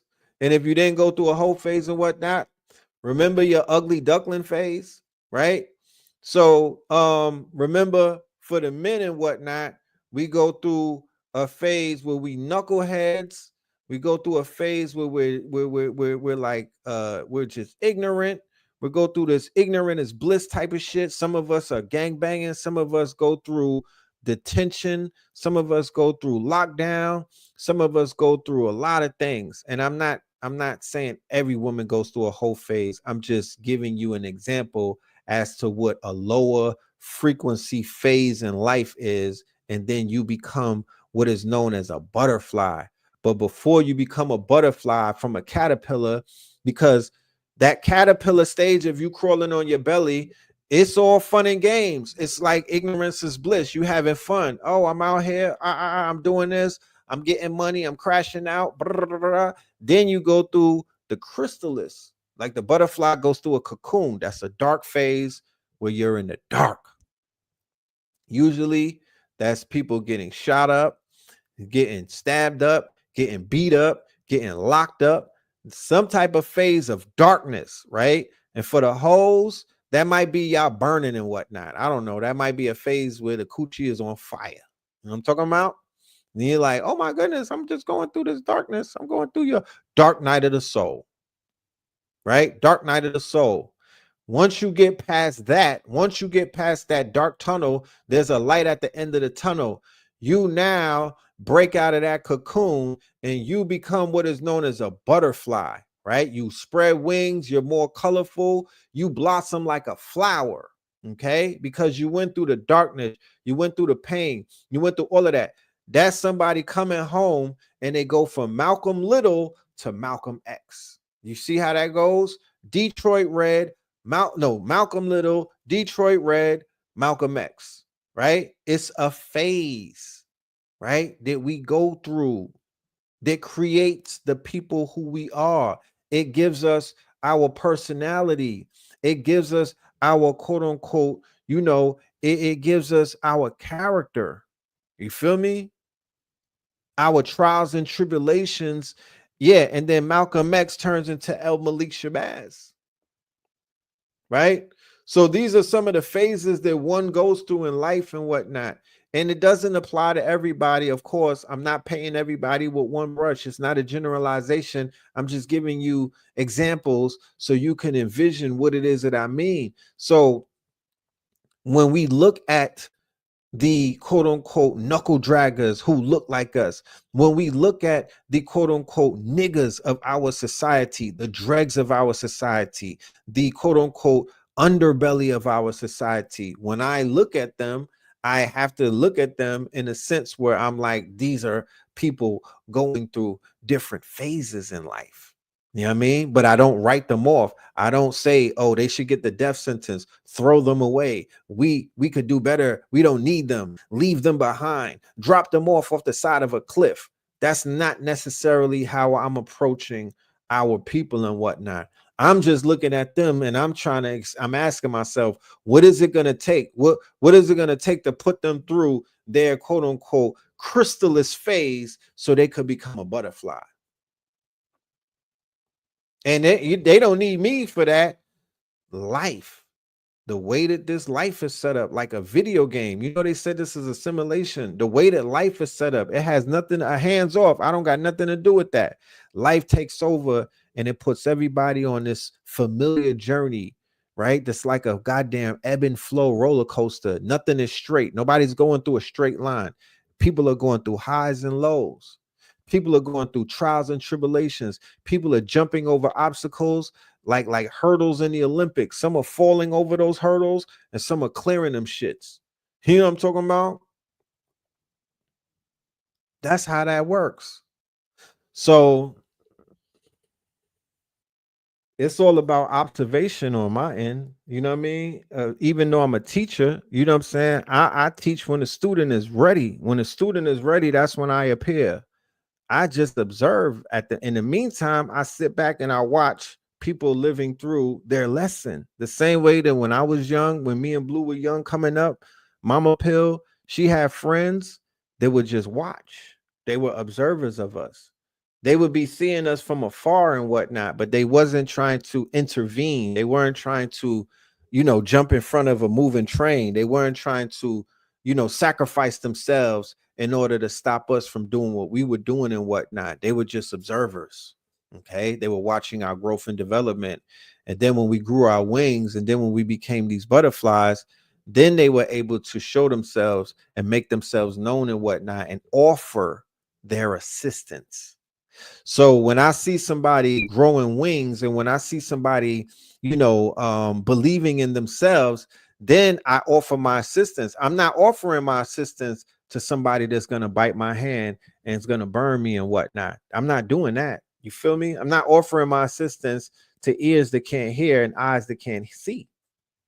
You feel me? It's a waste of time. While they're crawling on their belly, they have a worm's eye view. How could they see me?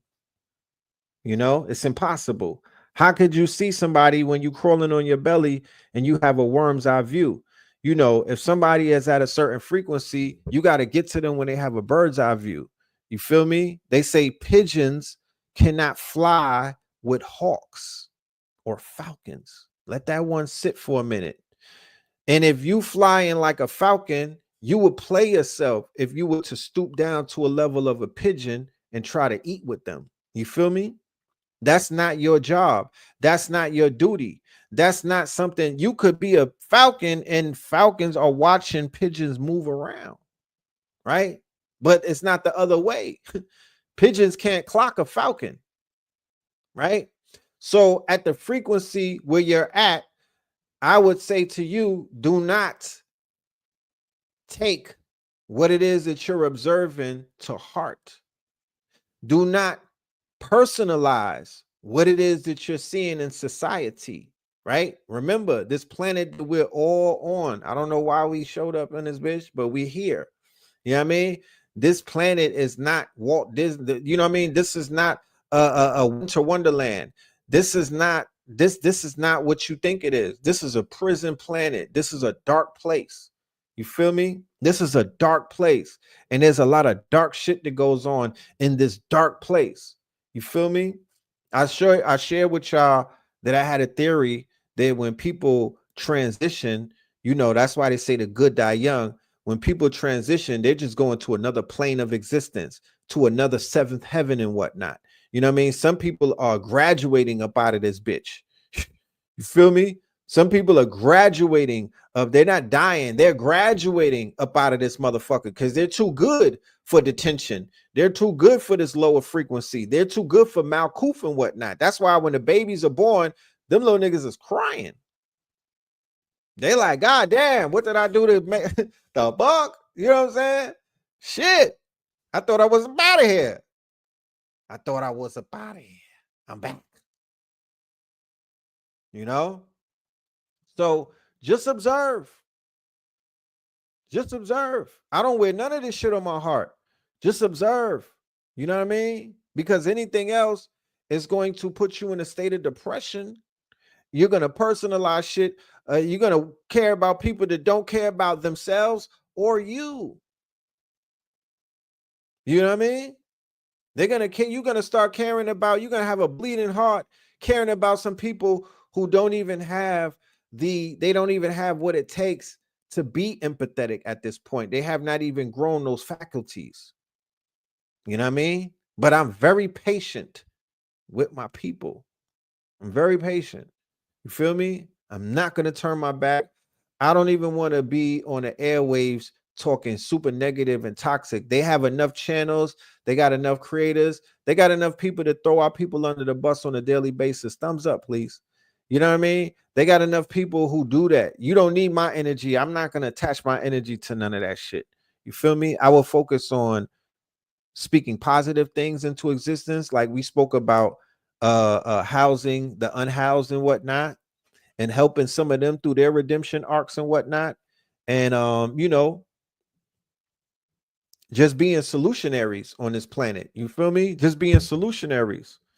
I put that into the work. I put that into the cosmos, and I'm positive, and I know how the powers that be work and whatnot. I'm more than positive that that idea is going to grow legs, and we're going to see some shit like this come to fruition very soon.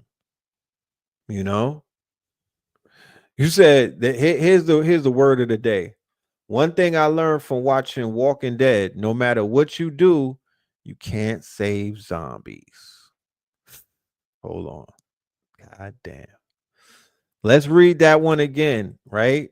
Let's read that one again in Earl Jones' voice.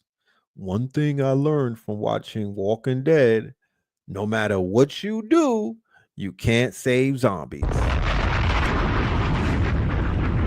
Bing, drop the mic.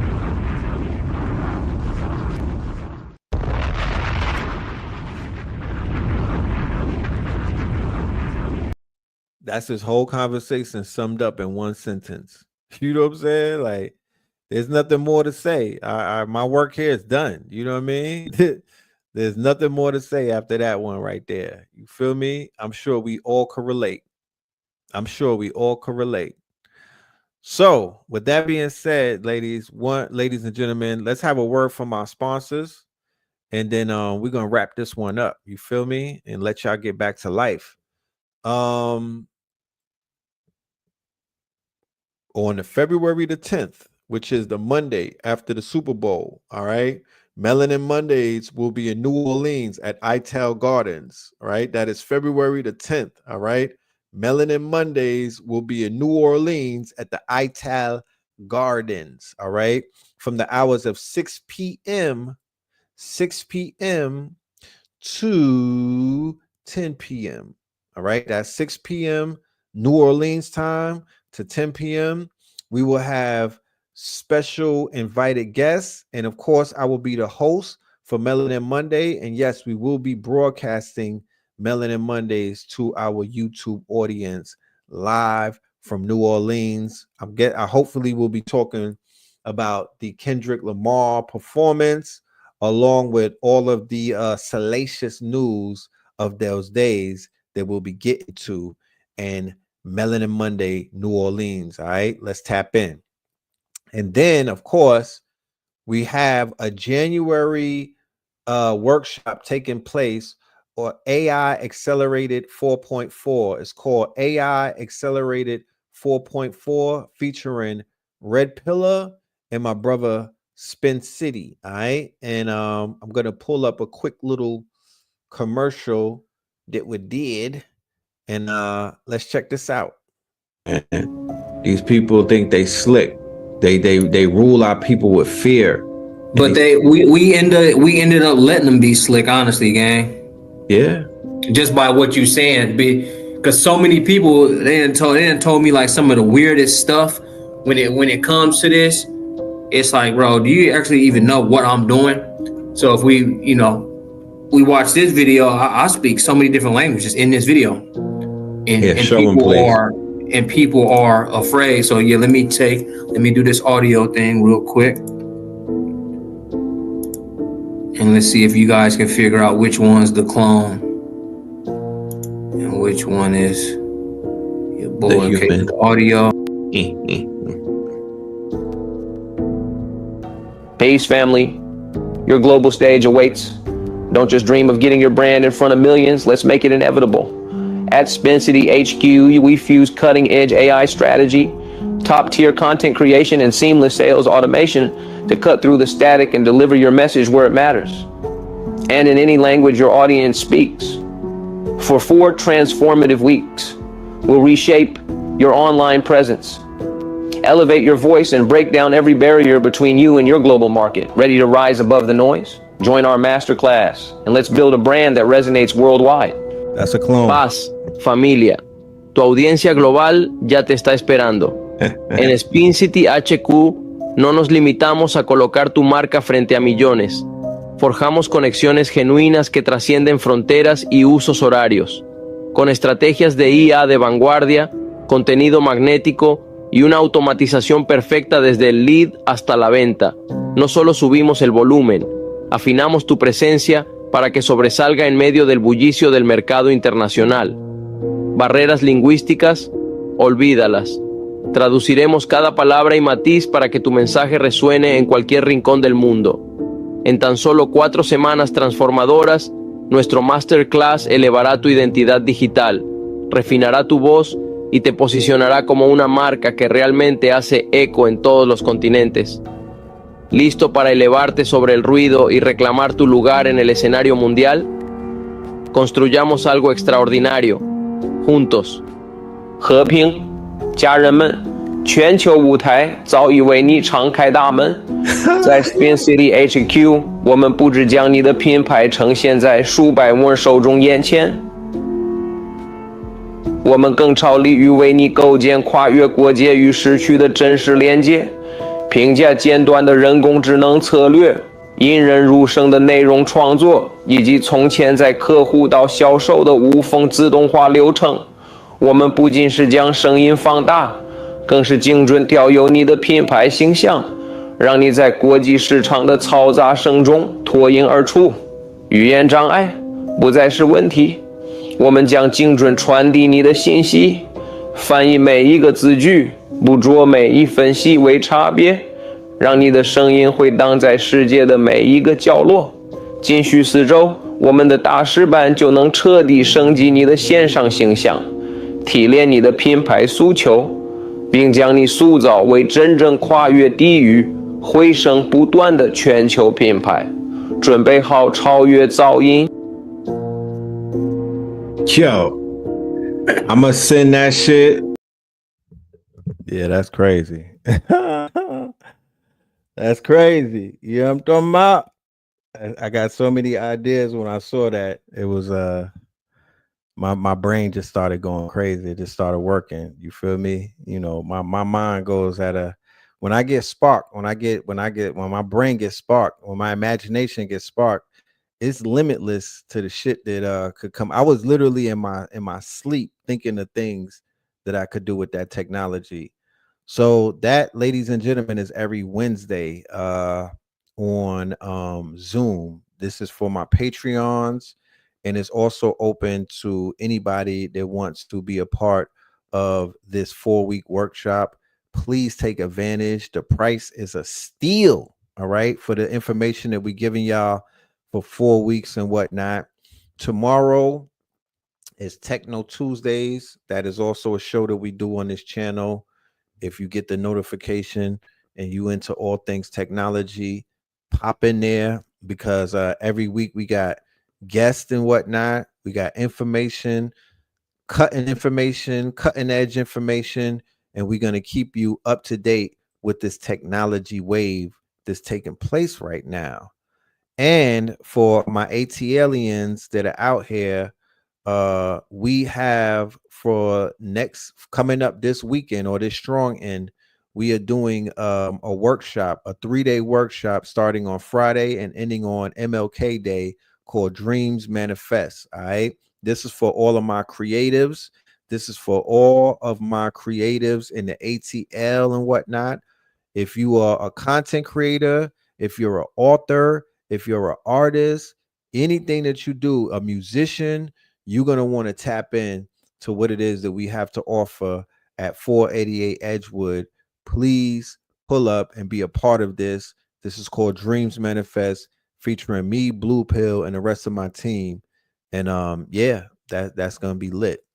So with that being said, how could you get on the Zoom sessions? The link is right here for the Eventbrite. Go ahead and get your ticket, and you will be part of the 4-week sessions that we have. And you'll get the first day that we did, the first week that we did, you'll get access to that. We got homework that we're doing every week. We have study guides that we have every week, and we have our lessons. So we really getting busy, and we're upgrading. Everybody's upgrading at the same time, and we're moving at a pace that a lot of other people are not moving at. You know what I'm saying? Because 2025 is here. This technology shit is definitely, you know, taking over the workspace and whatnot. And we want to assist brothers and sisters to open up multiple income streams and to pivot. Even if you're working in corporate America, we want to help you pivot, because your jobs and your quote unquote, your position is at risk to be taken by somebody who knows more about AI than you. So tomorrow is Techno Tuesdays. I look forward to seeing y'all there. If not, we will see you on Third Eye Thursdays. With that being said, ladies and gentlemen, thank you for your time. Thank you for your energy. Thank you for your engagement in the chat room and whatnot. Shout out to all of my KTLians. Salute to every single one of y'all. Peace, love, and light. And we will see y'all very soon. Peace. Red, blue, purple light, friends. Red, blue, purple light, friends. Facts. Red, blue, purple light, friends. Red and blue, purple light, friends. Facts. Get to know the ledger, sacrilegious Sunday to Melanin Monday. You can get to know the ledger, my love. Just open your third eye on Thursday. All the food, the art, the clothes, the Vatican's getting exposed fast. We put the show on the road. You better stay on your toes. I was till the land focused on the ego. Then I opened my heart, let go of the ego. Grand after grand, we stacking up these C notes. Facts, facts, yeah, we gon' put this shit on our backs. Facts, facts, we in your city, pull up where we at. Facts, facts, peace, love and light. Peace, love to the family. Peace, love and light. To the family. Peace, love and light. To the family. These days and time, black man, is going to be the time that you have been waiting for. You came here for a reason. Whatever pressure, whatever adversity, whatever the fuck you feel, I don't know what you feel, but whatever you may be feeling is going to push you, and it's going to provoke you, and it's either going to make you or break you, similar to how pressure busts pipes or the shit makes diamonds.